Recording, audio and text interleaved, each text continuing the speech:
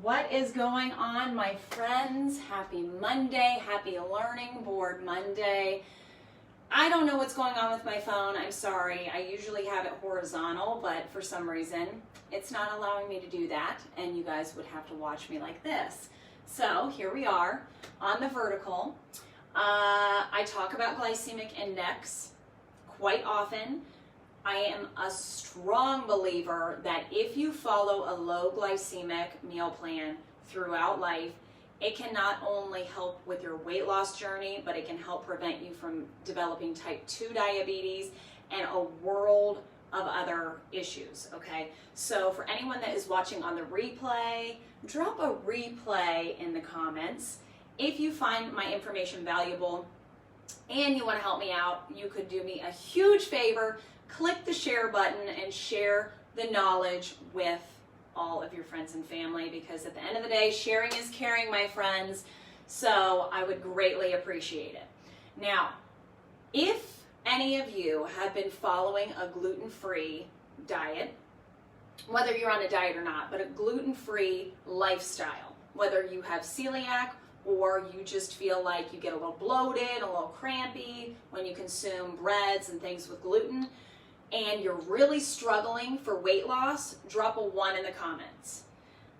I've seen this many times with a lot of people, and I do want to show you what happens to the glycemic index once we remove gluten from a food. So I have 2 lists here. Hopefully I'm not cutting everything out of the picture here, but this list here, we have multigrain bread, we have steel-cut oats, quinoa, cherries, berries, spaghetti, and that can be all different types of spaghetti, not to mention protein enriched, and the types of spaghetti like chickpea pasta, lentil pasta, black bean pasta. There's all these different types of pastas out there, but this also, it falls into the category of the basic regular spaghetti, which is not gluten-free spaghetti. The nuts, nut butter, lentils. Okay, so that's one list. The other list, gluten-free bread, cream of wheat, and also shredded wheat, instant oats. I didn't put those down, but this all falls in the same category. English muffin, cornflakes, watermelon, gluten-free pasta, rice cakes, pretzels, pretty much anything else gluten-free. Majority, not everything. Okay, so right here, I just want you to think, shout it out loud. Okay, I'm gonna have you drop it in the comments for those of you that are watching. The list on your left, do you think this is high glycemic or low glycemic? Drop it in the comments. We're just gonna go the one on the left. High or low or medium? Where do you think it falls on the GI? And then this one obviously is on the opposite, okay? Hopefully some of you dropped some high in the comments. Okay, when we remove gluten, gluten is actually a protein. So when we are removing something like that from a food, we are increasing the glycemic index. So if any of you are new to my feed, you've not seen any of my nutrition videos, the glycemic index is a ranking system for foods, or mainly carbohydrates, foods that contain carbohydrates. So everything that's not pretty much straight fiber or straight protein, like meat. And it is a scale from 0 to 100, 100 being the highest glycemic index food, that is pure sugar, white bread, things like that, that when we consume the food, we digest it very quickly, it spikes our blood sugar very quickly, therefore pancreas releases insulin in order to bring blood sugar back down to baseline. Now, when you eat high glycemic, you have that quick surge of energy, you got that sugar buzz, and then you have that quick fall, that crash. And it doesn't have to be something like a candy bar to give you like the jitters. It can be something like white bread. It can be something like gluten-free pasta. It can be something like cream of wheat. It can be something like an English muffin, gluten-free bread, pretzels. I don't know if you can see these little numbers that I put beside the foods, but that's the glycemic index. Everything has a number. And again, the higher it is, the closer to 100, the worse off it is for you. And when we do have this yo-yo effect, we eventually develop insulin resistance because our insulin levels stay elevated. Our pancreas needs more and more to do the same job as it did way back when we were eating somewhat normal and lower glycemic. Hopefully at one point in our lives we were. And you eventually can develop type 2 diabetes, but at the same time, you are in a constant storage mode for fat storage mode when you have elevated insulin levels. And that all comes from having a high glycemic nutrition plan. Now, when you follow a lower GI plan with these foods, you're consuming things like multigrain bread, steel-cut oats. Nothing with the word instant will ever be low glycemic, okay? Think of it this way. If you can cook it like that, your body can digest it like that. So the longer the process is for cooking, and I know it's a pain in the butt sometimes, but slow cookers are great. Stovetop cooking is great. So if you can nuke something in the microwave just like that, you might want to step back and think twice about it. Because I know that we're all go, go, go, go, go, but there is a way to meal prep and not have to do everything like within 30 seconds, 60 seconds, okay? If you are watching this and you're like, that's my struggle, Sarah, I really want to get on a plan where it is low glycemic, it is working for my weight loss journey, or even my weight maintenance journey, my overall health journey, but I just don't know what to pack, what to plan, how to prep, and I need something fast, but I also don't want to be doing the instant and ruin my health. If that is you, drop a 2 in the comments and I can contact you with more information. Now, these little numbers, 70 to 100 for gluten-free bread. Depending on how much they're removing, if there's not some additional fiber in there and there's not some additional protein added in through, I've seen things like quinoa added in there, buckwheat, and well, no, not buckwheat, but there are certain things that are added to breads that can increase the protein content and the fiber. And bee-free bread is one of the brands that I personally like.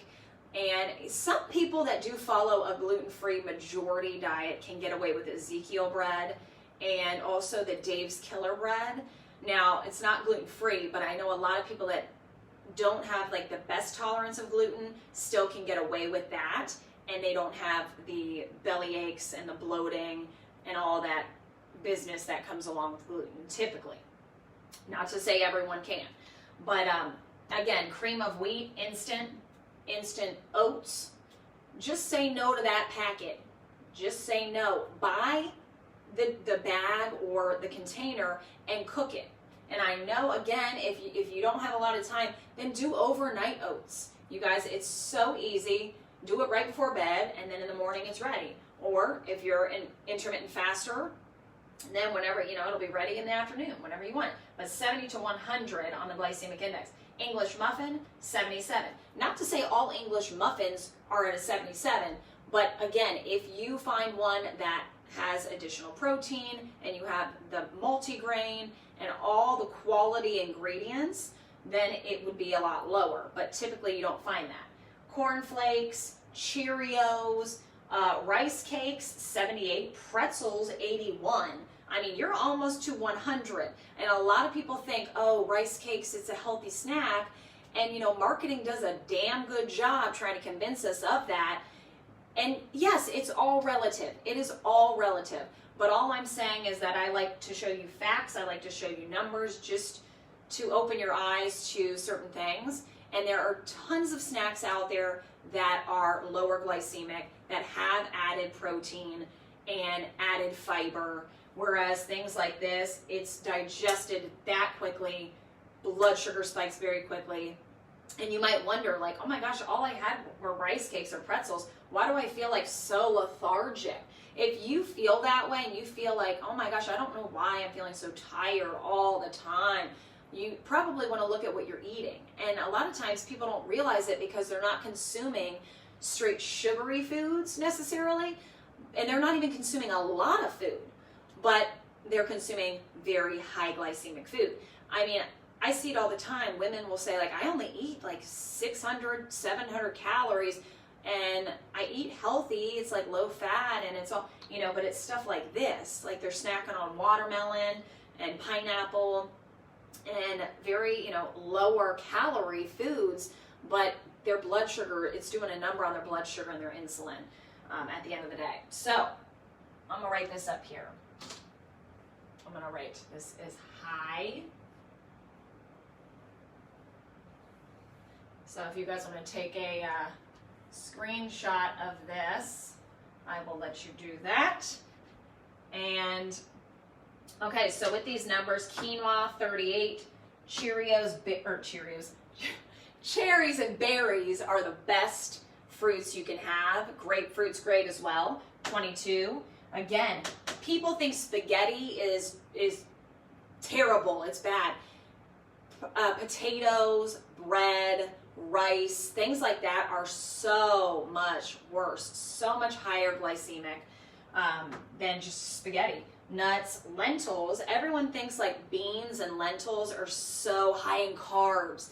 Again, it's not necessarily the carbs it's not the carbs that's the problem. It's the way that the food is made up. So it's the glycemic index, and that's what I try to stress the importance of. I mean, I can't tell you how many people will look at, you know, recipes that I'm posting and they're like, well, how many carbs? No, I can't have that. It's too many carbs. And I tell you what, I put my diabetics on the same exact thing, and you tell me why their blood sugar's going down, their A1C is going down, and their endocrinologists are like floored with what's going on in their body. So yeah, it's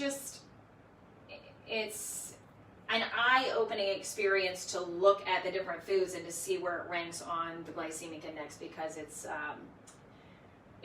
a game changer for a lot of people. It really is.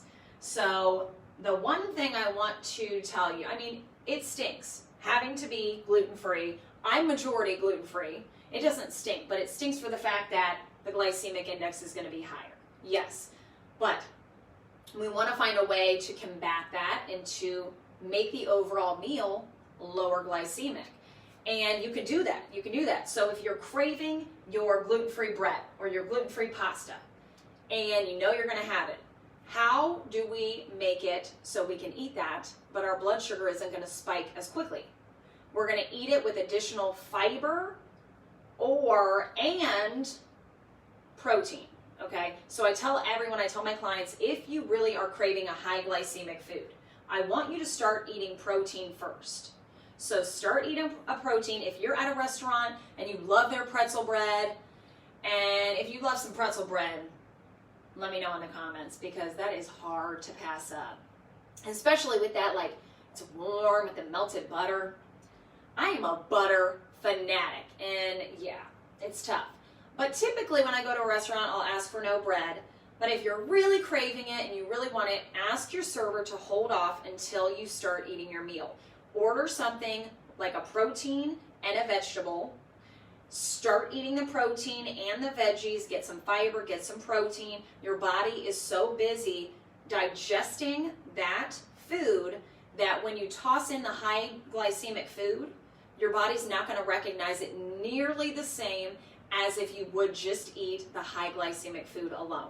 So I cannot tell you how much different your body's going to acknowledge that pretzel bread if you eat it right when you get to the restaurant with nothing else. And God forbid, I mean, and especially if you're like chugging a beer or wine while you're eating the bread, and then you wait like 30 minutes and then you eat your chicken, your body's going to hold on to that, and you're going to have the spike and the drop, and everything's going to be haywire. Now, if you waited, you got your chicken or your steak or your fish, and you got your vegetables, hopefully, or your quinoa along with vegetables, then you start eating that. You get about, halfway through, then you start eating the bread. Your body is not going to recognize it nearly the same. It really is night and day.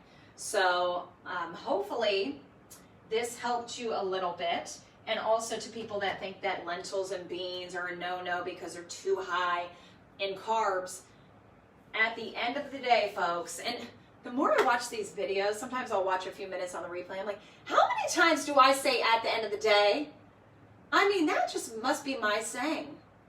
I mean, maybe I just need to stick with it.